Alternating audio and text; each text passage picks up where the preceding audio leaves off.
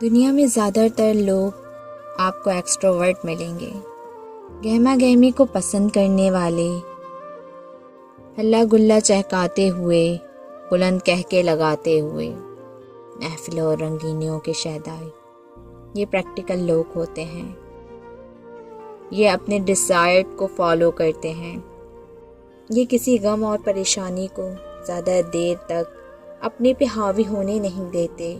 لیکن کچھ لوگ انٹروورٹ ہوتے ہیں، وہ اس دنیا کی حقیقت کو جان چکے ہوتے ہیں۔ وہ زندگی کا انجام جب موت دیکھتے ہیں تو انہیں ارد گرد کی ہر چیز فضول اور بیکار نظر آتی ہے۔